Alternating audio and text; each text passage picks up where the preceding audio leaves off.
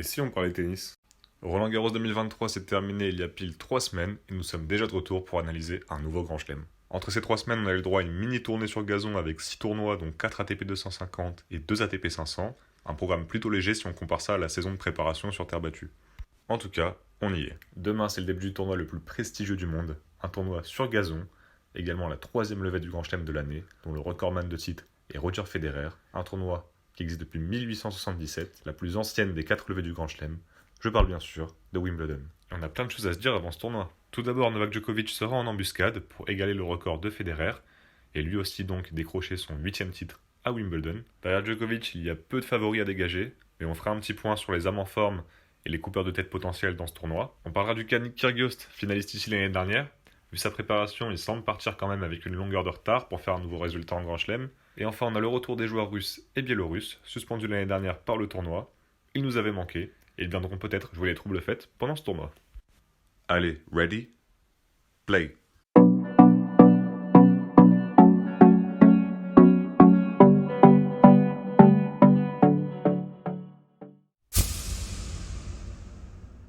Wimbledon est un tournoi du Grand Chelem. Qui dit donc Grand Chelem dit gros points. Qui dit gros points dit grand joueur. Et qui dit grand joueur dit gros match. On se retrouve donc avec un tableau masculin et féminin de 128 joueurs.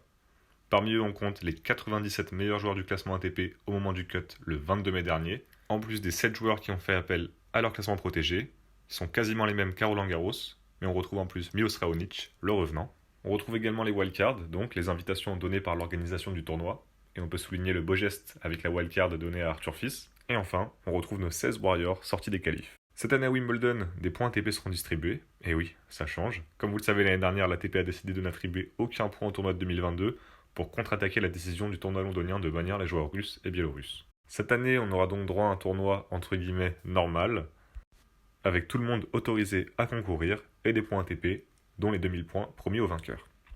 La particularité de ce tournoi, c'est qu'aucun joueur n'est réellement sous pression car personne n'a de gros points à défendre sur la quinzaine, et tout le monde va donc jouer relâché et jouer crânement sa chance. Alors peut-être que cela aura une influence sur la suite du tournoi. En tout cas, ce qui est sûr, c'est qu'il y a des gros points à aller chercher pour tout le monde, et que la place de numéro 1 est remise en jeu à Wimbledon. Ce qui est sûr, c'est que le Serbe est ultra favori de ce tournoi. Vous avez sans doute vu cette stat passer, que Djokovic a gagné plus de matchs à Wimbledon à lui tout seul que le reste du top 20.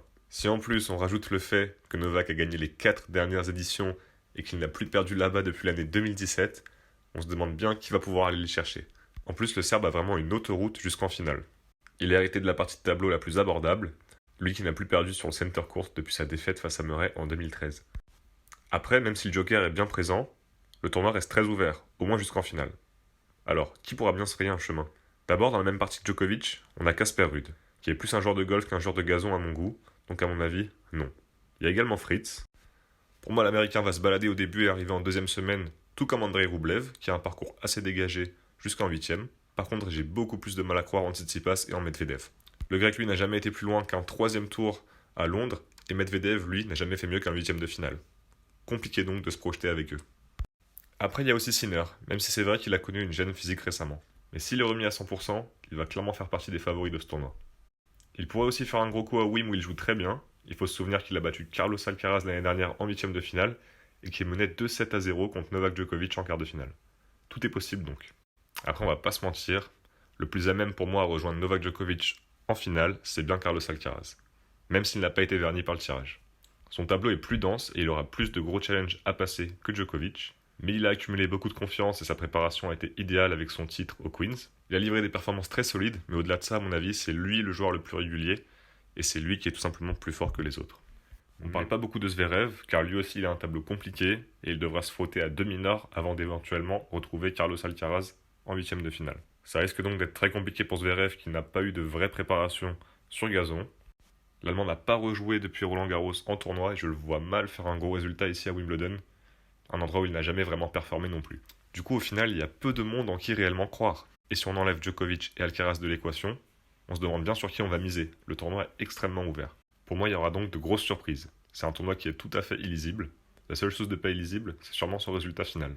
Les surprises pourraient venir des joueurs en forme du moment, ceux qui ont connu une bonne préparation sur gazon, On a notamment Alexander Bublik qui lui a remporté la TP 500 de Halle et qui connaît aujourd'hui son meilleur classement. Pourquoi pas côté français Adrian Manarino qui lui aussi est en finale à l'heure où je m'enregistre du côté de Majorque. Il y a aussi Nori qui fait pas trop de bruit mais qui a un tableau assez dégagé et qui pourrait facilement se retrouver en quart de finale. Pourquoi pas plus loin. Et enfin, un petit mot sur Nick Kyrgios.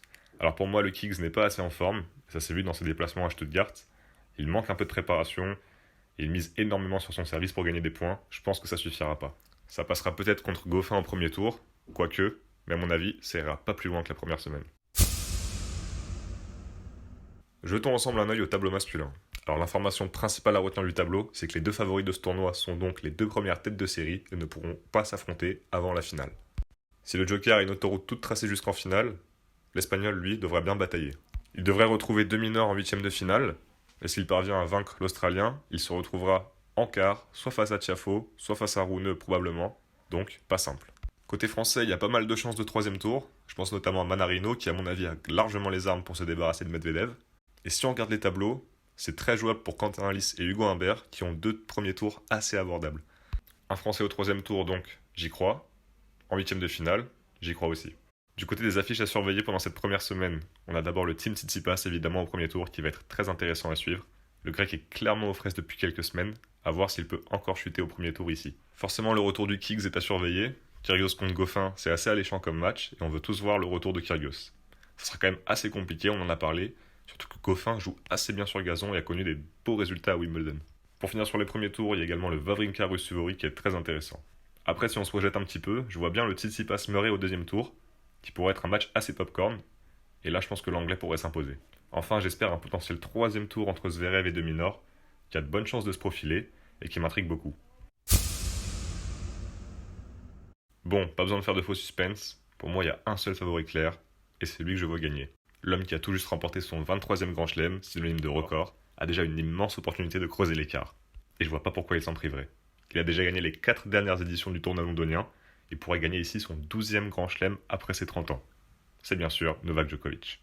Face à lui, une finale contre Alcaraz semble écrite, mais attention, il y aura du danger sur la route de l'Espagnol comme on l'a vu. Après, si Alcaraz n'est pas en finale, bien malin sera celui qui pourra prédire quelle sera la finale de ce tournoi. Car malgré leur classement, je ne vois ni Ruud, ni Medvedev, ni Tsitsipas en demi-finale.